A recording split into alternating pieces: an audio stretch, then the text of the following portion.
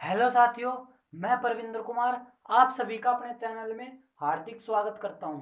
तो जैसा कि साथियों मैंने आपको बताया था कि आज हम डिस्कस करेंगे ऐसे के बारे में कि मतलब अंग्रेजी में ऐसे कैसे लिखें, किस प्रकार लिखें कि हमें समझ जिसने हमसे ऐसे पूछा है, एग्जाम में पूछा है या किसी उसी चीज मतलब किसी ने पूछा है तो हम उसको किस प्रकार से लिखें कि जो हमारी बातें हैं वो सामने वाले को प्रभावित कर दे और वे हमें अंक देने के लिए मजबूर हो जाएंगे। ठीक है, तो हम उसी तरीके से ऐसे को बताऊंगा मैं आपको कि ऐसे को एक सिस्टमेटिक कहते हैं ना कि लिखना तो सभी को आता है लेकिन जो सिस्टमेटिक ढंग से लिखे। सिस्टमेटिक ढंग का मतलब कि जो सही ढंग से उस चीज को सामने वाले के सामने पेश कर दे लिखकर अच्छे से, तो उसको अच्छे मार्क्स मिल जाते हैं। ठीक है, तो आज हम इसी विषय पर चर्चा करेंगे, तो आप बिल्कुल ध्यान से सुनना जो मैं बताने जा रहा हूं। ठीक, तो चलो हम डिस्कस करते हैं पहला टॉपिक। ये हमारा है ऐसे।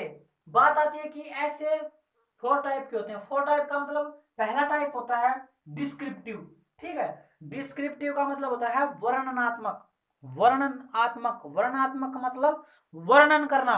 वर्णनात्मक का मतलब वर्णन करना। वर्णन करना मतलब किसी चीज को, जैसे किसी ने हमसे ऐसे पूछा, उसको बिल्कुल हमने स्पष्ट क्लियर कर देना कि इसमें क्या चीज कि किस टॉपिक पर ऐसे पूछा है, हमने उस टॉपिक को बिल्कुल क्लियर कर देना है, मतलब बिल्कुल एकदम डिस्क्राइब कर दो उसको।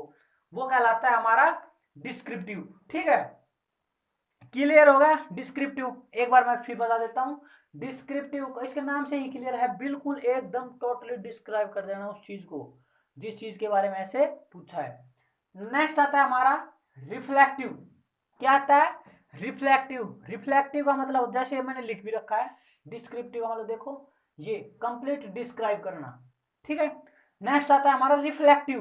रिफ्लेक्टिव का मतलब होता है विचारात्मक। रिफ्लेक्टिव का मतलब क्या होता है? विचारात्मक। मतलब कि हमें जो ऐसे हमसे पूछा जाता है, हमें उस विषय पर अपने विचार देने हैं।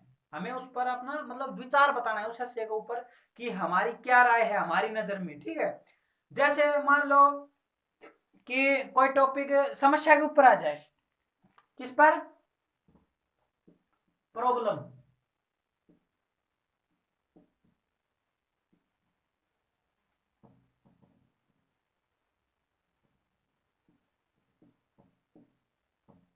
किस पर आ जाए हमारा?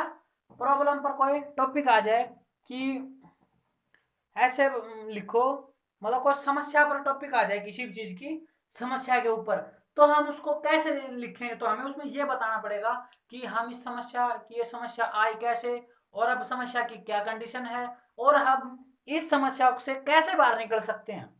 ठीक है, अब मतलब हम उस समस्या से कैसे बाहर निकल सकते हैं उस विषय पर हमें अपनी राय देनी है।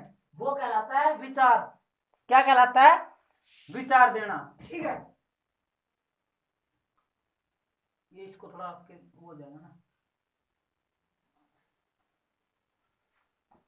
ठीक, हाँ, इसका मतलब क्या होता है कि उस विषय पर हमें अपने विचार देने हैं। ठीक है, आगे इसमें और हमें बताना है कि हमारे क्या विचार हैं, हम इसको कैसे करें, कि इस समस्या से कैसे बाहर निकले, कि मतलब हमने उस चीज के ऐसे के अंदर यानी कि किसी की कॉपी नहीं करनी। इस टाइप के ऐसे के अंदर हमें अपने विचार लिखने हैं। क्या लिखने हैं?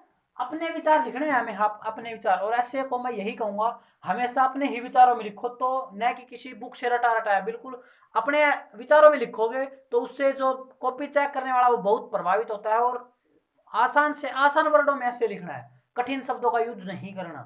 ठीक है, नेक्स्ट आता है हमारा नैरेटिव। नैरेटिव का मतलब होता है कथनात्मक। ये नैरेटिव, नैरेटिव का मतलब होता है कथनात्मक। कथनात्मक का मतलब हमें क्या करना है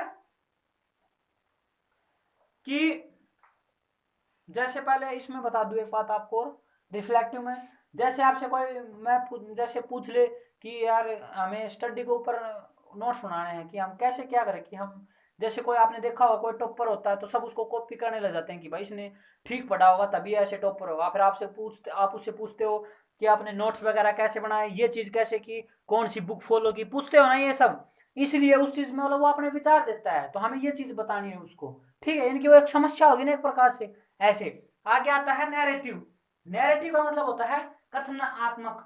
कथनात्मक, ठीक है। उसमें क्या करना है कि ये ऐसे क्या है कि हमें स्टोरी टाइप में लिखना है, कहानी टाइप में, ठीक है। किस टाइप में लिखना है हमें, ये ऐसे स्टोरी टाइप, जैसे देखो ये हमारा नैरेटिव यानी कि कहानी टाइप ऐसे लिखना है, ठीक है। कहानी टाइप, कहानी टाइप ऐसे लिखना है, ठीक है। और ये लिखना है जैसे तुलसीदास पे आ गया लिखना, कबीर पे आ गया, ठीक। समझ रहे मैं जो मैं कहना चाहता हूँ, उस बात को आप ध्यान से सुने। नैरेटिव आप इनको मतलब ध्यान रखना, बस इसका मतलब कहानी टाइप ऐसे लिखना है, डिस्क्रिप्टिव में डिस्क्राइब करना उस चीज को, ठीक है। ये हो गया। आगे हमारा फोर्थ आता है आर्ग्यूमेंट। क्या आता है फोर्थ? आर्ग्यूमेंट। आर्ग्यूमेंट ये आर्ग्यूमेंटेटिव मतलब विवाद प्रिय। विवाद प्रिय का मतलब होता है कि हमें ये विवाद प्रिय मतलब हमें उस ऐसे के अंदर हमें तर्क देना होता है, हमें अपना तर्क देना होता है। तर्क, तर्क का मतलब हमें अपना तर्क वितर्क की उस चीज के लिए हमें हमारी क्या हाँ है, हमारी क्या ना है, कि हम उसको कैसे हैंडल करें उसी चीज को। जैसे मान ले ये आ जाए कि कोई आपसे पूछे, आप मान लो आपको गांव में मुखिया बना दिया जाए और आपसे पूछा जाए कि आप ये बताओ समाज में भलाई को कैसे, मतलब कि समाज में भलाई के लिए हमें क्या करना होगा, कि इनकी ऐसा क्या करे कि हमें समाज में भलाई हो जाए, समाज में मतलब सब मिलजुल कर रहे भलाई का काम हो जाए, ऐसा क्या करें। तो उसमें क्या बताया, तो जैसे आप यानी कि कहने का मतलब कोई आदमी कुछ बोल रहा है, आपने देखा होगा पूछ बात एक से की जाती है, पूछ बोलते 10 हैं बीच में, ठीक है। मतलब कोई कुछ कह रहा है, कोई कुछ कह रहा है, तो यानी कि आप क्या कह रहे हो, आप उस चीज में मतलब किस प्रकार अपना योगदान दे रहे हो, अपना क्या तर्क दे रहे हो, क्या विचार दे रहे हो उस बात के ऊपर। तो आपको उसके साथ साथ आपको रीजन भी बताना है। रीजन क्या बताना है? रीजन। रीजन का मतलब रीजन, ठीक है। रीजन, रीजन का मतलब हमें उस पर कारण भी बताना है। जैसे मैं कोई चीज बोल दूं कि कोई भी चीज लगा, जैसे मैं बोल देता हूँ इसमें मतलब हाँ चलो देखिए, जैसे जैसे मैंने बोल दिया कि ये फोन में बैटरी डल रही है इसकी, ठीक है। अब ये कि बोल दी कि भाई ये चार्जिंग होता है, क्या होता है? चार्जिंग। या मैं इसमें नेट पैक डलवा रखा है, अगर मैं अभी वीडियो बनाता हूँ, मैं चलो ये अपलोड नहीं हो पाएगी, क्यों नहीं हो पाएगी? उसके पीछे रीजन क्या है? क्यों नहीं होगी? क्योंकि, मतलब क्योंकि क्या रीजन है, ड्यू टू किसकी वजह से मेरे पास नेट नहीं है। समझ गए मेरी बात? हमें उस पर अपना रीजन भी देना है, ठीक। कि हम इस तरीके से हम अपने विचार को रखें कि जिससे हमारे बात सब सहमत हो जाए और समाज में भलाई का काम हो जाए। आगे आता है, और अब आती है ऐसे। ये तो मैंने आपको बता दिया कि इस प्रकार के ऐसे पूछे जाते हैं। फिर आता है कि ऐसे के 3 मेन टाइप्स होते हैं। ये कहने का मतलब पहला टाइप होता है इंट्रोडक्शन, जिसमें हम इंट्रोडक्शन बोलते हैं कि इसमें हम मतलब जिसमें बस सिर्फ क्या बताना है कि कोई किसी टॉपिक पर ऐसे आ गया, जैसे किसी मीडिया के ऊपर आ गया, तो हमें उस पर क्या करना है, उस पर मीडिया जैसे फोन वगैरह पर ये आ जाए कि जैसे अब कोविड चल रहा है, उस पर आ जाए कि कोविड का पर्यावरण पर क्या प्रभाव पड़ा, देश की अर्थव्यवस्था पर क्या प्रभाव पड़ा। उसमें आ जाए इंग्लिश पर कि इन्वायरमेंट पे बताओ, इकोनॉमी पे बताओ कि क्या प्रभाव पड़ा, किसका? कोविड-19 का, ठीक है। तो हमें उसी चीज को हैंडल करते हुए उस बात पर लिखना है। इंट्रोडक्शन का मतलब हमें उसका परिचय देना है। किस जैसे आ जाए ऐसे आ गया कि कोविड-19 पर लिखो ऐसे कि पर्यावरण पर उसने क्या प्रभाव डाला, तो सबसे पहले हम कोविड-19 को उठाना है। क्यों? क्योंकि मुद्दा क्या है? कोविड-19।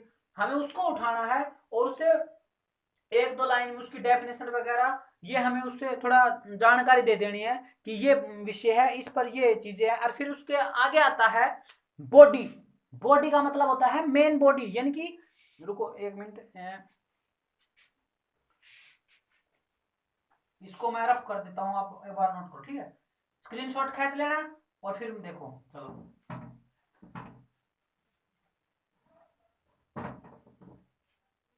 जैसे देखो, जैसे हमारा पहले क्या आ गया था? इंट्रो। इंट्रो के बाद क्या आता है? बॉडी। ए ये इंट्रो लिख दिया मैंने, ऐसे करके यहां पर 2-4 लाइन लिख दी। उसके बाद हमारा क्या आएगा? बॉडी। बॉडी का मतलब मेन बॉडी, वो बॉडी नहीं शरीर है। बॉडी का मतलब कि जो हम उसके अंदर पूरा डिस्क्राइब करना है हमें उस चीज को, कोविड-19 क्या है, ऊपर सिर्फ डेफिनेशन वगैरह थोड़ा है एग्जांपल दे बता देना, नीचे की कोविड इसकी कोविड-19 क्या है, इसने उस पर जिस चीज के बारे में पूछा है उस पर क्या प्रभाव डाला, ये वो सब इस तरह की, ठीक है। और आ जाए अर्थव्यवस्था पर क्या, इकोनॉमी पर क्या प्रभाव डाला, वो सब चीजें। और फिर लास्ट में आता है हमारा कंक्लूजन, ये CONCLUSION, कंक्लूजन। कंक्लूजन का मतलब होता है निष्कर्ष। कंक्लूजन का मतलब क्या होता है, निष्कर्ष। निष्कर्ष का मतलब ये है कि हमें उस चीज में ये बताना है, निष्कर्ष का मतलब कि जो हमने ऊपर जो चीजें लिखी हैं उससे हमारा क्या निष्कर्ष निकल के आया, मतलब हमें उसका सारांश लिखना है उस चीज में कि हम इसके लिए, या आप कुछ सुझाव बता सकते हैं कि इसके लिए ये सुझाव किया जाए तो ये हो जाए, मतलब उसके लिए हमें निष्कर्ष बताना है कि उस पूरे टॉपिक का निचोड़ क्या है। समझ गए मेरी बात, मतलब कि पूरे टॉपिक की निचोड़ बातें लिखनी है इसके अंदर, निष्कर्ष।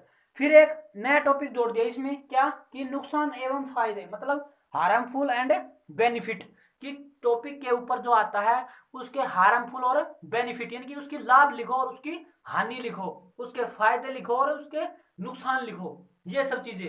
तो ये सब चीजें कैसे लिखी जाएंगी, जैसे मैंने आपको बता दिया कि कोविड-19 पे आ जाए, उस पे पर्यावरण पर क्या इफेक्ट पड़ा, तो पर्यावरण पे आपने देखा होगा कि कोविड-19 ये पब्लिक अंदर रहने से, लॉकडाउन होने से क्या हो गया कि जो प्रदूषण होता था वो बिल्कुल कम हो गया, उसकी वजह से पर्यावरण अब बहुत सही है। लेकिन देश की जो अर्थव्यवस्था है वो डिक्रीज हो गई, घट गई वो, ठीक है।